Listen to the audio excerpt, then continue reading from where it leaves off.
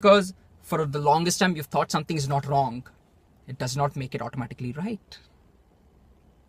And at first, when you introduce these concepts to the world, there would be a formidable outcry in defense of custom, which means an almost violent disagreement with these new ideas.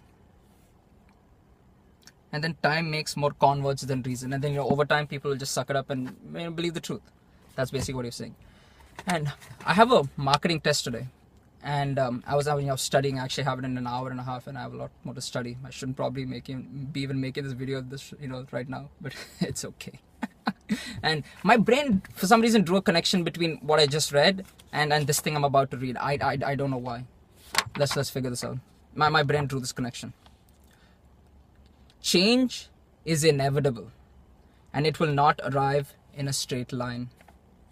Change will be resisted, either directly or indirectly, by someone, usually several someones. Change does not always represent progress, but change is always necessary for progress to occur. That if you're really smart, you will always stay ahead of change and then in effect lead the change. I think my brain drew this connection because there you're talking about that different perspective of capitalism, and which will involve a lot of change, a change in the paradigms of people, a change in the way people think, the way, when I mean paradigm, I mean the way people perceive things, and also the modus operandi, the way business is done. All those are change, and people do not like change. Some are more okay with it than others, but people do not like change. And when the change is strong, people resist it, sometimes violently. I think that's why my brain drew this connection. And this is very interesting though. I like this statement. Change does not always represent progress, but change is always necessary for progress to occur. Just because something's changing does not mean it's becoming better.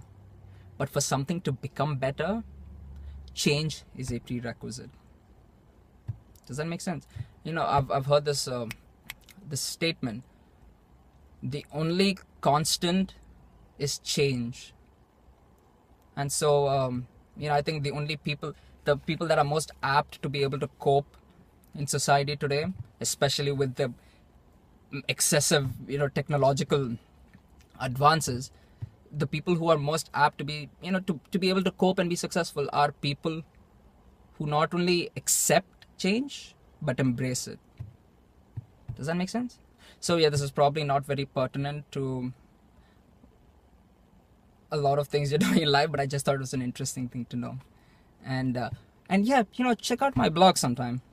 It's ashwinsblog.com. ASHWINS blog.com. Have a great day.